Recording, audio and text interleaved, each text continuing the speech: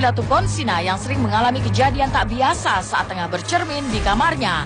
Dalam kesendirian di kamarnya, tiba-tiba saja Prilly dikejutkan dengan suara panggilan dari seseorang yang tak tahu dari mana asalnya. Mengejutkan pula pemilik suara tersebut bukanlah salah satu dari anggota keluarganya.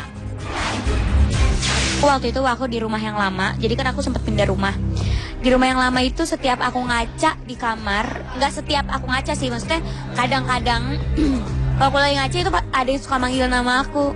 Nggak tahu ya percaya apa enggak, cuma itu emang aku ngerasain. Aku bukan orang yang suka ngarang-ngarang soal horor, dan aku juga bukan orang yang percaya sama kuntilanak dan segala macam. Jadi kalau aku cerita itu benar-benar aku ngerasain jelas gitu. Jadi waktu pada saat itu aku lagi ngaca, terus tiba-tiba ada suara cewek yang manggil aku, dan itu suara ceweknya bukan suara mama, bukan suara pembantuku, bukan suara siapa-siapa, cuma yang kayak Prilly. Itu biasanya kalau aku sendirian di kamar, terus aku suka ngaca, suka apa ya, aku kan di kamar tuh suka kayak ngaca, terus suka kayak acting latihan acting sendiri kan. Nah kalau misalnya aku di depan kaca lagi latihan acting, biasanya suka ada yang gangguin kayak Prilly gitu. Itu di rumah yang lama, tapi alhamdulillah udah pindah.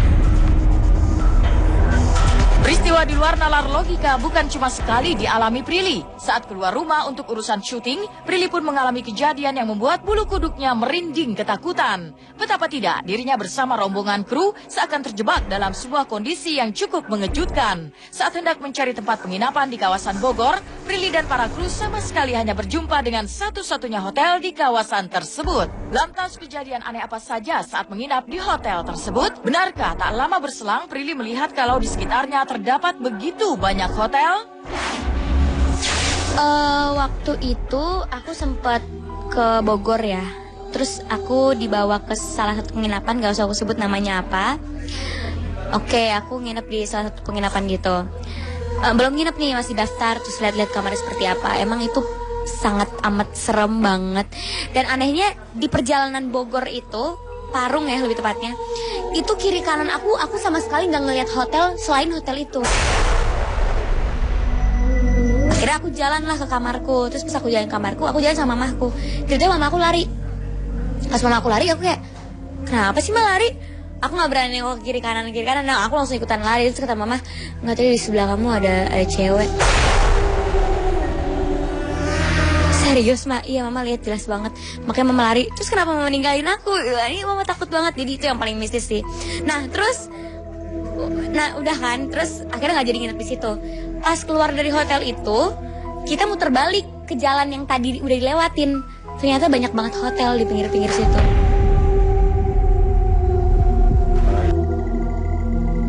Prilly bagai tak pernah putus mengalami kejadian-kejadian aneh. Dan Prilly sama sekali tak menduga kalau sang sepupu yang sering bersamanya ternyata punya kemampuan melihat makhluk-makhluk tak kasat mata. Benarkah gara-gara sering mendengar pengakuan sang sepupu yang bisa berkomunikasi dengan makhluk-makhluk halus, Prilly pun sampai pernah lari ketakutan meninggalkan sang sepupu sendirian di kamar? Terus sepupu aku itu indigo. Jadi dia tuh masih kecil, sekitar umur 5 tahun. Aku lagi main bola sama dia, terus bolanya ngegelinding di guci di rumahku. Terus aku mau ambil, kata dia gini, jangan, temanku lagi mainin bolanya. What?